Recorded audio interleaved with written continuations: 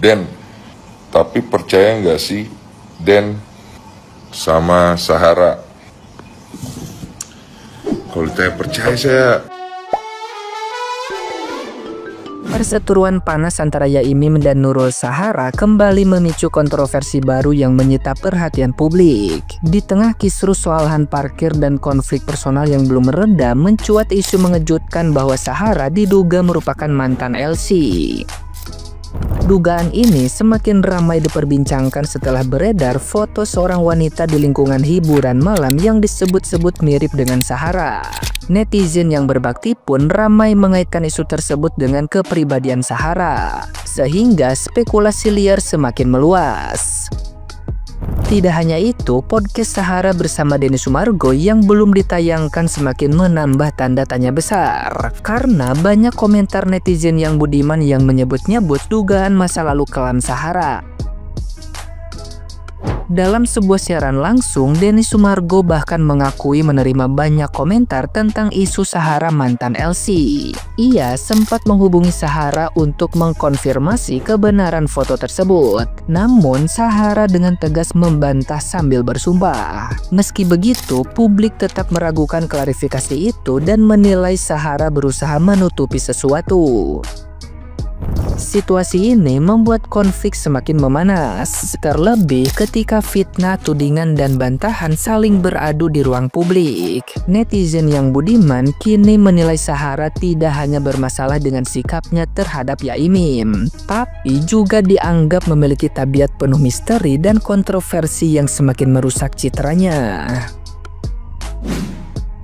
Mbak Sarah itu memang di dalam video itu diakuin dia kelewatan itu. Saya juga bilang, wah itu Mbak Sarah apa nggak kelewatan itu orang tua dikata-katain sampai kayak gitu. Dia bilang iya, makanya dia mau minta maaf gitu. Maksudnya untuk perkataan dia yang kasar gitu. Makanya saya bilang mau nggak ngomong minta maaf langsung. Nah saat itu beliau mau bersama dengan suaminya Pak Sofwan yang kepalanya udah kena kop gitu, pusing kepala dia. Intinya begitu aja, ya kan? Jadi nggak usah lah ditayang-tayangin. Poinnya cuma itu, kalian bisa nonton di KDM. Saya menepati perkataan kok. Mau kata kalian ngomong apa? Tapi nanti saya tayangin ini teasernya di IG ya, di feed. Waktu mereka telepon-teleponan bagus. Kelihatan adem gitu. Oke. Den, tapi percaya nggak sih Den sama Sahara? Kalau ditanya percaya saya kurang bisa jawab ya, karena saya nggak tahu kenal beliau ya. Tapi yang saya bisa bilang sih dia ada niat baik lah, pengen menyelesaikan masalah gitu. Tapi kalau kemudian akhirnya netizen ngerasa Yaimin jangan mau, kan banyak tuh gue baca Yaimin jangan mau, ya nggak apa-apa, kembali kepada Yaimin ya. Karena kan Yaimin yang merasa dirugikan juga pasti kan, gitu. Masing-masing pasti merasa dirugikan lah gitu. Intinya mau diselesaikan di meja pengadilan atau gimana ya kembali ke masing-masing. Kalau gue kan cuman membantu memberikan tempat supaya orang bisa menjelaskan apabila mereka ngerasa ada yang perlu diklarifikasi kan gitu. Itu kan hak orang gitu.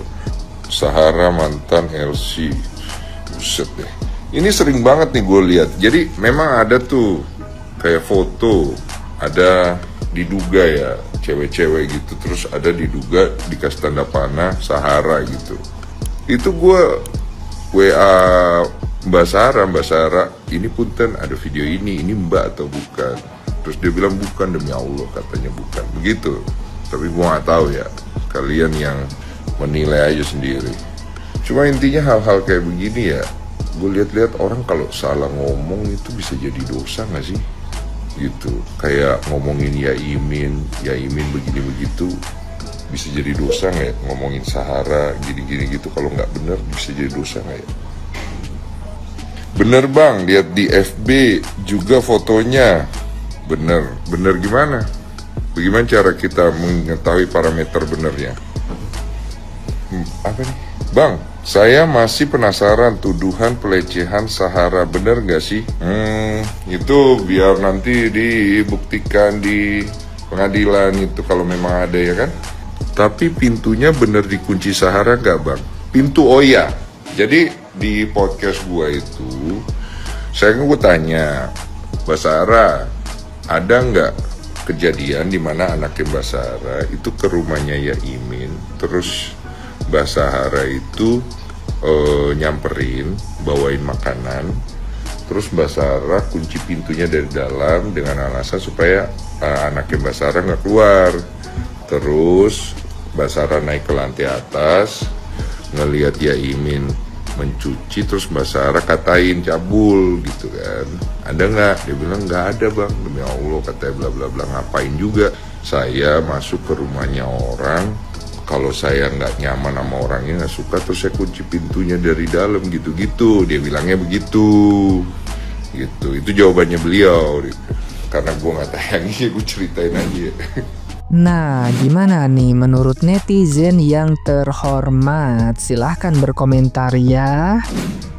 Semakin memanas antara Yaimin sama Sahara. Udah gitu wali kota Malang, Bapak wali kota Malang itu baru turun tangan guys. Yaimin gak mau ketemu, gak mau mediasi karena menurut gue kayak lu ngapain dari kemarin kemana aja, ini gue udah ngelaporin ke polisi, dia juga udah ngelaporin gue ke polisi, kok lu ngajak mediasi gitu. Harusnya ya udah hukum aja. Bener, Pak Wali Kota udah nonton aja dari kemarin lu kemana aja gitu kan. Terus yang bikin gue salfok nih pas nonton podcastnya Bang Densu sama Yaimin, yaitu si Mbak Sahara itu rumahnya ngontrak, kok jadi diberikan sama Pak Yono gitu. Itu pasti jadi tanda tanya banyak orang ya. Terus ada lagi yang gue rasa janggal kan, katanya Mbak Sahara ngakunya dosen. Terus dia nanya, Yaimin dosen apa? Pasca sarjana. Fakultas apa? Saya dosen pasca sarjana. Iya, fakultas apa?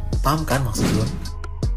Lagi rame banget orang-orang pada bahas Yaimin dan Mbak Sahara. Ya emang aku alumni UIN ya teman-teman.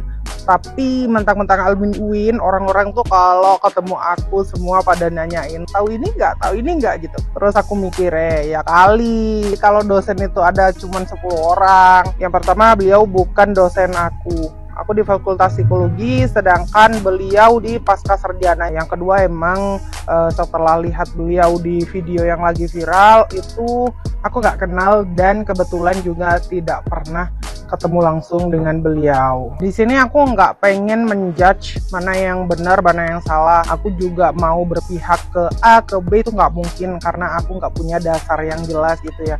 Cuman misal Yaimin itu salah atau emang senyebelin itu yang bikin Mbak Sahara marah-marah kayak gitu, tapi aku tuh tetap kayak aku ikut sakit hati gitu loh dengerin video-video itu, suaranya Mbak Sahara yang memaki-maki orang tua, apalagi dalam video tersebut orang tua itu nggak menunjukkan hal yang sama gitu, nggak meladeni omongan dari Mbak Sahara, apalagi yang bilang dugong atau apa itu. Ya Allah, aku sakit hati banget.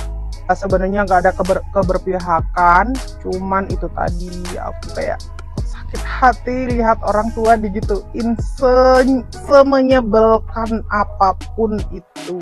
Kayak kasihan banget gitu deh. Udah deh ya, teman-teman ngerti ya. Siapa di sini yang lagi nyimak kasusnya Yaimin sama Guru Sahara? Dan kasusnya itu jadi melebar kemana-mana karena viral. Awalnya sih aku ngiranya itu si Guru Sahara yang bener ya. Soalnya dilihat-lihat itu Yaimin itu bener-bener aneh banget ya orangnya. Tapi setelah Yaimin speak up, akhirnya aku jadi berbalik arah, jadi ngedukung Yaimin. Emang bener-bener ya fitnah dan framing dari orang ke kita itu bener-bener sebahaya itu ya. Karena cuman kita diem aja bukan berarti kita yang salah. Dan justru framing-framing yang menggiring opini itu jadiin kita jadi pribadi yang salah di mata orang-orang. Dan ternyata bener ya, orang itu kalau bener tapi sendiri bakalan terlihat salah. Tapi kalau orang itu salah tapi rame-rame bakalan kelihatan bener. Dan itu beneran terjadi loh. Aku banyak belajar banget di kasusnya Yai Mim sama Guru Sahara ini. Bener-bener dari Yai Mim banyak banget ilmu yang bisa dikorek. Karena background beliau pun sebenarnya bukan main-main ya. Dosen ilmu tasawuf, hafid Al-Quran, dan pendiri pesantren Tahfidzul Quran juga. Dan bener ya, orang itu kalau ilmunya tinggi itu menyikapi masalah juga dengan tenang, dengan hati yang dingin, dan juga tidak gampang terpancing emosi dengan orang yang tidak. Guys, saya ingin membuat analogi seperti ini. Kalian lihat gunung di belakang saya itu? Kira-kira kalau saya tanya begini, "Woi gunung, boleh nggak kalau saya sentuh kamu atau saya keraskan?" Tersinggung nggak kira-kira gunung nggak? Jawabannya pasti nggak, karena gunung itu benda mati. Bagaimana kalau pertanyaan tersebut saya tanyakan terhadap wanita yang sudah cukup umur? Itu bisa jadi ada deliknya. Akan tetapi ada adagium hukum yang mengatakan bahwa incumbit actori probasir, bahwa beban pembuktian ada pada pihak yang mendalilkan atau yang menuduh. Kalau tidak bisa membuktikan, bisa berbalik pencemaran nama baik dong. Bagaimana pasal pembuktian menurut kitab Undang-Undang Hukum Acara Pidana? Ya, sebagaimana diatur di pasal 184. Pertama, harus ada keterangan saksi. Kedua, keterangan ahli. Ketiga, keterangan terdakwa. Keempat, surat atau dokumen. Yang kelima, petunjuk. Nah, jika ini nggak ada, akan berat. Tetapi menurut intuisi hati saya, ya pengalaman lah. Jika perkara ini terus berlanjut dan bergulir ke ranah hukum, maka dua-duanya ada potensi menjadi tersangka. Jika minimal 2 alat bukti bisa terpenuhi. Sekian, Assalamualaikum warahmatullahi wabarakatuh.